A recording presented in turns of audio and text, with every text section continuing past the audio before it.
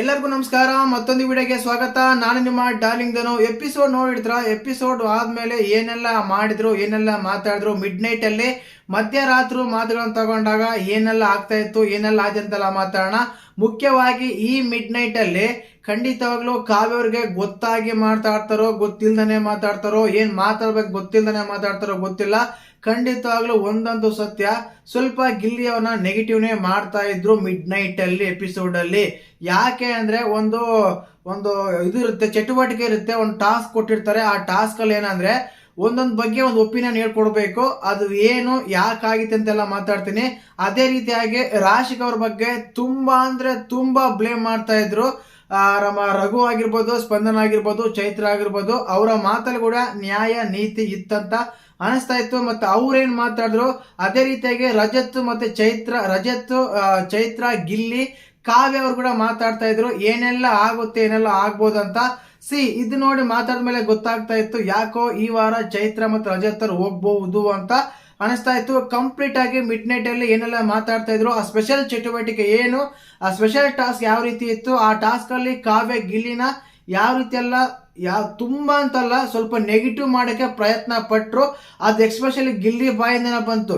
ನಾನೇನ್ ಕೇಳಿದೆ, ನೀವೇನ್ ಹೇಳ್ತೀರಾ, ಯಾರು ಹೇಳ್ತೀರಾ ಅಂತ ಗಿಲ್ಲಿನ ಕೇಳ್ತಾ ಇದ್ರು.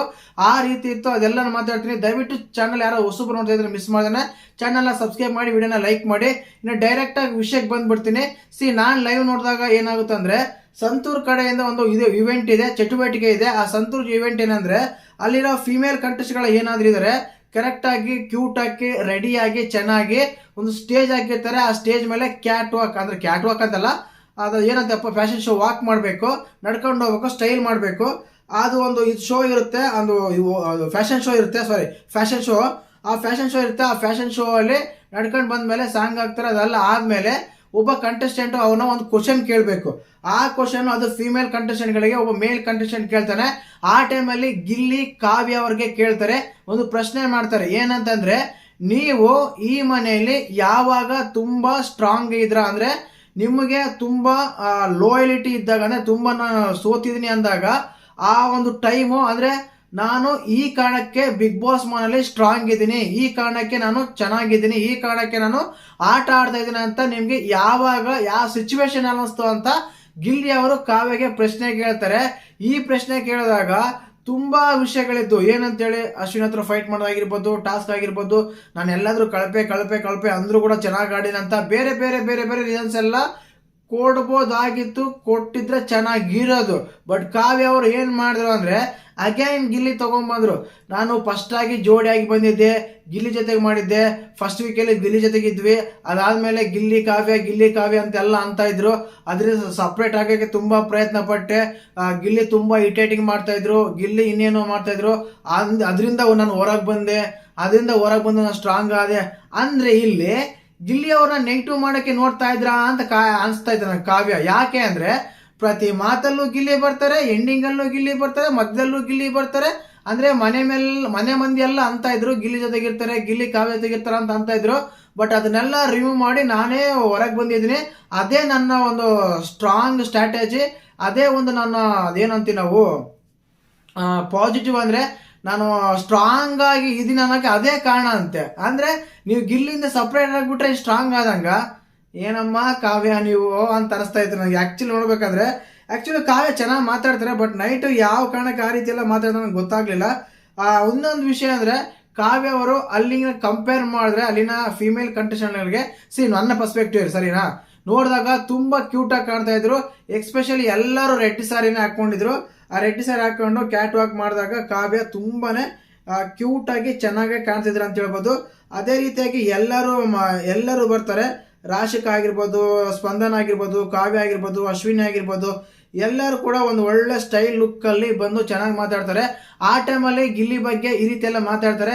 ಅದು ನೆಗೆಟಿವ್ ಅನ್ಕೋಬೇಕಾ, ಗಿಲ್ಲಿನ ಕೆಳಗಾಗ್ತಿರೋ ಅನ್ಕೋಬೇಕಾ? ಏನಕ್ಕಂದ್ರೆ ನಾನು ಗಿಲ್ಲಿಂದ ಸಪ್ರೇಟ್ ಆದೆ, ಅದಕ್ಕೆ ನಾನು ಗೆದ್ದಂಗೆ, ಅದೇ ನಾನು ಸ್ಟ್ರಾಂಗು, ಆ ಟೈಮಲ್ಲಿ ನಾನು ಸ್ಟ್ರಾಂಗ್ ಆಗಿದ್ದೀನಿ ಅಂತೆಲ್ಲ ಹೇಳ್ತಾರೆ. ಇದು ಯಾವ ಲೆಕ್ಕ ಗುರು ಅಂತೆಲ್ಲ ಅನಿಸ್ತಾ ಇತ್ತು ನನಗೆ. ಅದೇ ಖಂಡಿತವಾಗ್ಲು ಪಾಪ ಗಿಲ್ಲಿ ಆ ಟೈಮಲ್ಲಿ ಅಂತಾರೆ, ಅಲ್ಲ ನಾನೇ ನೆಗೆಟಿವ್ ಮಾಡ್ತಾ ಇದೀಯಾ, ನಾನು ನಿನ್ ಬಗ್ಗೆ ನೀನ್ ಯಾವ ಕಾರಣಕ್ಕೆ ಸ್ಟ್ರಾಂಗ್ ಇದೆಯಾ ಬಿಗ್ ಬಾಸ್ ಮನೇಲಿ ಅಂತ ಒಂದು ಸಿಚುವೇಶನ್ ಹೇಳಂದ್ರೆ ನೀನ್ ಪೂರ ನನ್ನ ಬಗ್ಗೆ ಹೇಳ್ತಿಲ್ಲ ಅಂತ ಹೇಳಿ ಗಿಲ್ಲಿ ಅವ್ರು ಹೇಳ್ತಾರೆ.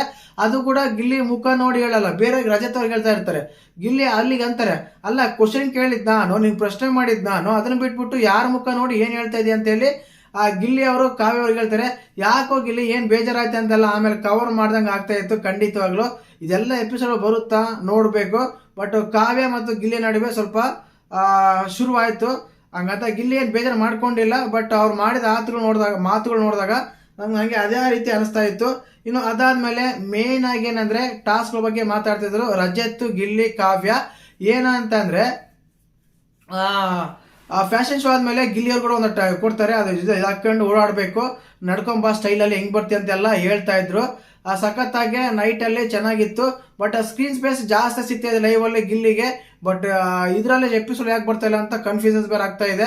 ಅದಾದ್ಮೇಲೆ ಅಂದ್ರೆ 15ನೇ ಅವರ್ ಏನ್ ಮಾಡ್ತಾ ಇದ್ರಿ, 13ನೇ ಅವರ್ ಏನ್ ಮಾಡ್ತಾ ಇದ್ರಿ, ಯಾವ ಟಾಸ್ಕ್ ಅಲ್ಲೇ ಬರ್ತಾ ಇತ್ತು, ಹೇಗಾಗ್ತಾ ಇತ್ತು, ಕೊನೆಯವರೆಗೂ ಟಾಸ್ಕ್ ಇರುತ್ತೆ ಅಂತ ಗಿಲ್ಲಿ, ಕಾವ್ಯ ಮತ್ತು ರಜತ್ ಅವ್ರನ್ನ ಕೇಳ್ತಾ ಇದ್ರು. ಏನೆಲ್ಲ ಮಾಡಿಸ್ತಾ ಇದ್ರು, ಏನೆಲ್ಲ ಇತ್ತು ಅಂತ ರಜತ್ ಅವ್ರು ಎಕ್ಸ್ಪ್ಲೇನ್ ಮಾಡ್ತಾ ಇದ್ರು. ಚಟುವಟಿಕೆ ಇರುತ್ತೆ, ಇನ್ನೂ ಬೇರೆ ಇರುತ್ತೆ, ಆ ವಿಷಯಗಳೆಲ್ಲ ಇರ್ತವೆ, ಅದು ಎಲ್ಲ ಇರುತ್ತಂತ. ಇನ್ನು ಅದಾದ್ಮೇಲೆ ರಘು ಅವರು ಮತ್ತೆ ಸ್ಪಂದನ ಅವರು, ಚೈತ್ರ ಅವರು ರಾಶಿಗಳನ್ನ ಬ್ಲೇಮ್ ಮಾಡ್ತಾ ಇದ್ರು. ಏನಂದ್ರೆ ಇವ್ರ ಪ್ರಕಾರ ಏನೇ ಒಂದು ನಿರ್ಧಾರ ತಗೊಳ್ಳಿ, ಏನೇ ಒಂದು ತಗೊಳ್ಳಿ, ಸ್ವಂತ ನಿರ್ಧಾರ ಏನು ತಗೊಂಡ್ಬಿಟ್ಟಿಟ್ರೆ ಪ್ರಾಬ್ಲಮ್ಮೇ ಇರ್ತಿರ್ಲಿಲ್ಲ. ನಾವ್ ಹೇಳಿದಾಗ ಒಂದು ನಿರ್ಧಾರ ತಗೊಂತಾರೆ, ನೀವ್ ಹೇಳಿದಾಗ ಒಂದು ನಿರ್ಧಾರ ತಗೊಂತಾರೆ, ಇನ್ನೊಬ್ರು ಒಂದು ಹೇಳಿದಾಗ ನಿರ್ಧಾರ ತಗೊಂತಾರೆ. ಈ ನಿರ್ಧಾರಗಳು ಅಧಿಕಾರನ ತುಂಬಾ ದುರುಪಯೋಗ ಪಡಿಸ್ಕೊಂಡಂತೆಲ್ಲ ಕಾಣ್ತಾ ಇತ್ತು ಅಂತ ಕಾಣಿಸ್ತಾ ಇತ್ತು. 100% ಅದಂತೂ ಸತ್ಯ. ಉಸ್ತುವಾರಿ ಉಲ್ಟಾ ಪಲ್ಟಾ ರಾಶಿಗೆ ಕ್ಯಾಪ್ಟನ್ ಕಳಪೆ ಅಂತ ನಾನು ಹೇಳಕ್ ಇಷ್ಟಪಡ್ತೀನಿ. ನಿರ್ಧಾರಗಳು ತಗೊಂಡಾಗ ಸರಿಯಾಗಿದ್ದಿಲ್ಲ, ಉಸ್ತುವಾರಿ ಅಂತ ಇನ್ನೂ ಡಂಪ್ ಆಗಿತ್ತು. ಗಿಲ್ಲಿ ಅವ್ರು ನಾಮಿನೇಟ್ ಮಾಡಕ್ ಕಾರಣಗಳು ಕೊಟ್ಟಾಗ ವೆರಿ ಚೀಪ್ ರೀಸನ್ಸ್ ಲೆಕ್ಕಕ್ಕೆ ಬರಂಗಿಲ್ಲ ಅನ್ನೋ ರೀತಿಯಲ್ಲಿ ಕಾಣ್ತಾ ಇತ್ತು. ಮತ್ತೆ ಅದೇ ಕಳಪೆ ಕಾಮಿಡಿ ಮಾಡ್ತೀರಾ, ಕಳೆದು ಕಾಮಿಡಿ ಮಾಡ್ತೀರಾ, ಕ್ಯಾಪ್ಟನ್ ಮಾತು ಕೇಳೋದಿಲ್ಲ, ಮಧ್ಯದಲ್ಲಿ ಬಂದು ಮಾತಾಡ್ತೀರಾ. ಇವೆಲ್ಲನೂ ಎಲ್ಲರೂ ಮಾಡಿದ್ದಾರೆ, ಕೇವಲ ಗಿಲ್ಲಿ ಮಾತ್ರನೇ ಮಾಡಿಲ್ಲ, ರೇಗಿಸಿದ್ದಾರೆ. ಆ ರೇಗಿಸಿರೋ ಕಾರಣ ನಾಮಿನೇಟ್ ಮಾಡ್ತೀರಾ ಅಂದ್ರೆ ನಿಮ್ಗೆ ಯಾವ ಲೆಕ್ಕ ಏನೋ ಹೇಳ್ಬೇಕು ಅರ್ಥನ ಆಗ್ತಿಲ್ಲ. ಇದ್ರ ಬಗ್ಗೆನೆ ಚರ್ಚೆ ಮಾಡ್ತಾ ಇದ್ರೆ ರಘು ಆಗಿರ್ಬೋದು, ಸ್ಪಂದನ ಆಗಿರ್ಬೋದು, ಚೈತ್ರ ಆಗಿರ್ಬೋದು. ಗಳಿಗ್ ಒಂದು ಉತ್ಸವರಿ ನಿರ್ಧಾರ ಚೇಂಜ್ ಮಾಡ್ತಾರೆ, ಗಳಿಗ್ ಒಂದೆಲ್ಲ ಮಾತಾಡ್ತಾರೆ. ಆವಾಗ ಒಂದು ಇವೊಂದು ಬರ್ತಾರೆ, ಇವಾಗ ಒಂದು ಇದು ಬರ್ತಾರೆ. ರೀಮ್ಯಾಚ್ ಆಡಿಸ್ಲೇಬೇಕಂತೆಲ್ಲ ಫಿಕ್ಸ್ ಆಗಿದ್ರು.